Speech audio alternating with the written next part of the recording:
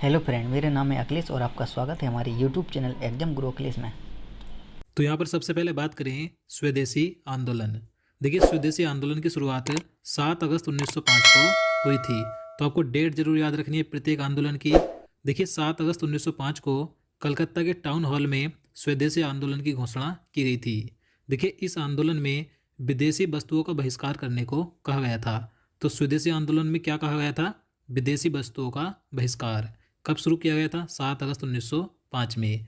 देखिए, अरविंद घोष, रविंद्रनाथ ठाकुर, लोकमान्य बाल गंगाधर तिलक और लाला लाजपत राय स्वदेशी आंदोलन के मुख्य उद्घोषक थे। याद रखना है। अगला है चंपारण सत्याग्रह। तो देखिए, जो चंपारण सत्याग्रह यानी कि चंपारण आंदोलन था, तो ये 1917 में हुआ था। कहाँ पर हुआ था? तो बिहार के चंपारण जिले में हुआ था। इसके प्रमुख नेता महात्मा गांधी जी थे। और देखिए, भारत में महात्मा गांधी जी के नेतृत्व में यह पहला सत्याग्रह था। 1917 में बिहार के चंपारण पहुंचकर खादान के बजाय नील एवं अन्य नकदी फसलों की खेती के लिए बाध्य किए जाने वाले किसानों के समर्थन में यह सत्याग्रह किया गया था। तो देखिए, आपको याद रखना है, अगर आपसे पूछा जाए कि महात्मा गांधी जी ने भारत में सबसे पहला सत्याग्रह यानी सबसे पहला आंदोलन कौन सा किया था, तो चंपारण आंदोलन किया था। कब किया था? 1917 में। चलिए आगे है अहमदाबाद मजदूर आंदोलन। तो देखिए, अहमदाबाद मजदूर आंदोलन गुजरात के अहमदाबाद में 1918 में किया गया था। देखिए, इसमें अहमदाबाद की एक सूती कपड़ा मिल के मजदूरों ने 21 दिन की हड़ताल की थी। यही हड़ताल अहमदाबाद मिल हड़ताल के नाम से प्रसिद्ध है। देखिए, गांधी जी ने अहमदाबाद मिल मजदूरों की हड़ताल का नेतृत्व किया था। तो इस आंदोलन में मजदूरों का नेतृत्व किसने किया था? तो महात्मा गांधी जी ने किया था। और देखिए, गांधी जी का यह पहला भूख हड़ताल आंदोलन भी था। याद रखना है। चलिए आगे है। तो अगला है खेड़ा आंदोलन। तो देखिए, जो खेड़ा आंदोलन था ये 1918 में हुआ था। कहाँ पर हुआ था? तो गुजरात के खेड़ा जिले में हुआ था। क्यों किया गया था? तो देखिए, जो अंग्रेज सरकार थी वह किसानों से कर वसूलती थी। तो इसके विरोध में यह सत्याग्रह यानी कि यह आंदोलन किया गया था। और देखिए, इस खेड़ा आंदोलन को प्रथम है असहयोग आंदोलन भी कहा जाता है। याद रखना है। आगे है। तो देखिए, बात करें रोलैक्ट एक्ट की, जो कि महत्वपूर्ण है। तो देखिए, रोलैक्ट एक्ट को काला कानून भी कहा जाता है। काला कानून इसलिए कहा जाता है क्योंकि इसमें किसी भी भारतीय को बिना किसी वजह से ही गिरफ्तार कर लिया जाता था। तो जो रोलैक्ट एक्ट था ये पारित हुआ था फरवरी 1919 में और लागू हुआ था 8 मार्च 1919 में।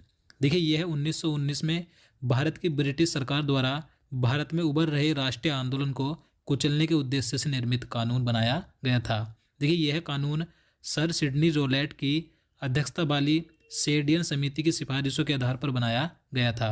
तो आपको याद रखना है कि ये जो कानून बनाया गया था सर सिडनी रोलेट की अध्यक्षता वाली सेडियन समिति की सिफारिश पर बनाया गया था, जिसे कि काला कानून कहा जाता है, जो कि 1919 में लागू हुआ था। चलिए आगे है। तो देखिए, बात करें जलियांवाला हत्याकांड की, जो महत्वपूर्ण है। तो ये कब हुआ था? 13 अप्रैल 1919 को हुआ था। तो ये डेट बहुत महत्वपूर्ण आपको याद रखनी है। अब देखिए, क्यों हुआ था? क्योंकि देखिए, जो रोलैक्ट एक्ट था, काला कानून था, तो उसमें दो राष्ट्रवादी नेताओं सैफुद्दीन किचलू और डॉक्टर सत्यपाल को ब्रिटिश अधिकारियों ने बिना किसी कारण के गिरफ्तार कर लिया था, जिसके कारण 13 अप्रैल शाम को अमृतसर के जलियांवाला बाग में एक सभा संगठित की गई थी, जिसमें कि हजारों भारतीय मौजूद थे। और उसी समय पुलिस अधिकारी जनरल डायर ने इस सभा को असंवैधानिक घोषित किया था और मेन दरवाजे से गोलियां चलवा दी थीं, जिसमें करीब 1000 से ज़्यादा भारतीय मारे गए थे। तो ये जो जलियांवाला हत्याकांड हुआ था इसमें गोलियां किसने चलवाई थीं? तो जनरल डायर ने चलवाई थी। याद रखना है। और देखिए, आपसे ये भी पूछा जा सकता है कि उस समय भारत के वायसराय कौन थे? तो जेम्स फोर्ड थे। और देखिए, जलियांवाला बाग गोलीकांड यानी कि ये जो हत्याकांड था, तो इसकी जांच के लिए सरकार ने एक समिति बनाई थी जिसका नाम था हंटर समिति यानी कि हंटर कमीशन। और देखिए, इस घटना के बाद रविंद्रनाथ टैगोर ने अपनी नाइटहुड की उपाधि भी त्याग दी थी। तो आपको सभी पॉइंट याद रखने जो मैंने आपको बताए हैं। चलिए आगे है। बात करें खिलाफत आंदोलन की, तो देखिए, खिलाफत आंदोलन 1919 में शुरू किया गया था। अब देखिए, इसे शुरू करने का कारण क्या था? तो तुर्की के खलीफा की धार्मिक सत्ता को बनाए रखने के लिए भारत के मुसलमानों द्वारा यह एक चलाया गया बड़ा आंदोलन था, यानी कि एक बड़ा मुस्लिम आंदोलन था जो भारत के मुसलमानों ने चलाया था। देखिए, इसके मुख्य नेता कौन थे? मोहम्मद अली और शौकत अली। और देखिए महात्मा गांधी जी ने भी इस आंदोलन का समर्थन किया था। देखिए गांधी जी ने इस आंदोलन को हिंदू तथा मुस्लिम एकता के लिए उपयुक्त समझा और मुस्लिमों के प्रति अपनी सहानुभूति प्रकट की थी। याद रखना है। चलिए आगे है। तो देखिए बात करें असहयोग आंदोलन की, जो कि मोस्ट इम्पोर्टेंट है। तो देखिए इसकी शुरुआत कब हुई थी? तो 1 अगस्त 1920 को शुरू किया गया था और 12 फरवरी 1922 को समाप्त किया गया था। तो आपको डेट जरूर याद रखनी है। और देखिए यह गांधी जी का पहला जन आंदोलन था। देखिए असहयोग आंदोलन का प्रस्ताव कांग्रेस के कलकत्ता अधिवेशन में 4 सितंबर 1920 को पारित हुआ था। तो याद रखना है कि जो असहयोग आंदोलन था, इसका प्रस्ताव किस अधिवेशन में पारित किया गया था? कलकत्ता अधिवेशन में 4 सितंबर 1920 को। और इस अधिवेशन की अध्यक्षता की थी लाला लाजपत राय ने। देखिए असहयोग आंदोलन का संचालन स्वराज की मांग को लेकर किया गया था। देखिए इस आंदोलन का उद्देश्य अंग्रेजी सरकार के साथ सहयोग न करके कार्यवाही में बाधा उपस्थित करना था। और देखिए ये जो असहयोग आंदोलन समाप्त किया गया था, क्यों किया गया था? क्योंकि चोरा चोरी कांड के कारण यह समाप्त किया गया था। तो चोरा चोरी कांड 4 फरवरी 1922 को हुआ था। चोरा चोरी कांड के कारण ही असहयोग आंदोलन को स्थगित करना पड़ा था। तो देखिए चोरा चोरी कांड 4 फरवरी 1922 को गोरखपुर जिले के चोरा चोरी में हुआ था। देखिए इसमें प्रदर्शनकारियों ने एक पुलिस स्टेशन में आग लगा दी थी, जिसमें करीब 22 पुलिसकर्मियों की मौत हो गई थी। और महात्मा गांधी जो हिंसा के सख्त खिलाफ थे, तो उन्होंने इससे दुखी होकर 12 फरवरी 1922 को राष्ट्रीय स्तर पर असहयोग आंदोलन को स्थगित कर दिया था। तो याद रखना है कि असहयोग आंदोलन क्यों स्थगित किया गया था? चोरा चोरी कांड के कारण। चलिए आगे है। बात करें काकोरी कांड की, तो देखिए जो काकोरी कांड की घटना थी, तो ये 9 अगस्त 1925 को हुई थी। डेट याद रखनी है। अब देखिए इसमें हुआ क्या था कि जो भारतीय स्वतंत्रता संग्राम के क्रांतिकारी थे, तो उन्होंने ब्रिटिश राज के विरुद्ध भयंकर युद्ध छेड़ने के लिए ब्रिटिश सरकार का ही खजाना लूटा था, जिसमें काकोरी नामक स्थान पर एक ट्रेन में डकैती डालकर खजाना लूटा गया था। और इसी काकोरी कांड के कारण भारत के कई क्रांतिकारियों को गिरफ्तार किया गया था, जिसमें राजेंद्र नाथ लाहिड़ी, पंडित राम प्रसाद बिस्मिल और अशफाक उल्ला खां तथा ठाकुर रोशन सिंह को फांसी की सजा सुनाई गई थी। तो ये सभी याद रखना है। देखिए बात करें बारदोली सत्याग्रह की, तो जो बारदोली सत्याग्रह था यह 1928 में हुआ था। इस बारदोली सत्याग्रह के प्रमुख नेता कौन थे? तो सरदार वल्लभ भाई पटेल थे। तो देखिए बारदोली सत्याग्रह भारतीय स्वाधीनता संग्राम के दौरान 1928 में गुजरात में हुआ था।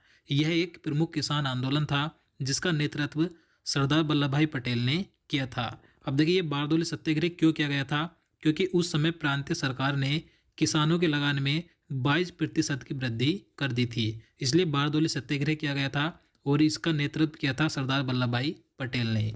चलिए आगे देखते हैं।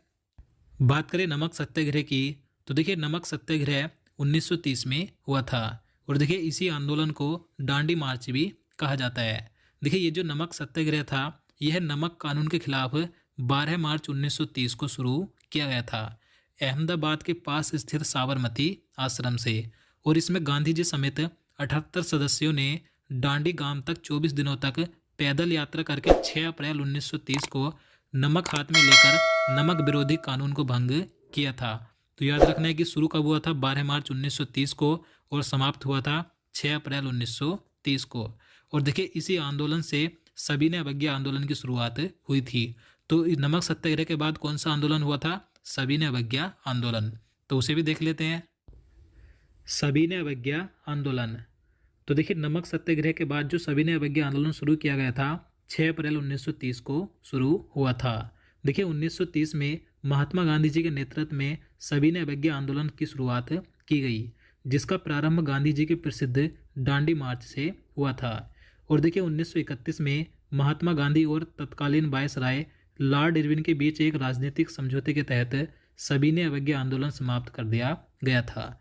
तो आपको याद रखना है कि जो सविनय अवज्ञा आंदोलन था, ये नमक सत्याग्रह के बाद शुरू किया गया था और समाप्त किया गया था महात्मा गांधी और लॉर्ड इरविन के बीच एक राजनीतिक समझौता हुआ था, गांधी इरविन समझौता। तो उस समझौते के तहत ये समाप्त किया गया था। अब देखिए गांधी इरविन समझौता देख लेते हैं क्या था। बात करें गांधी इरविन समझौते की, तो देखिए गांधी इरविन समझौता 5 मार्च 1931 को हुआ था। किसके बीच हुआ था? तो महात्मा गांधी और लॉर्ड इरविन के मध्य हुआ था। देखिए इस समझौते को दिल्ली पैक्ट के नाम से भी जाना जाता है, याद रखना है।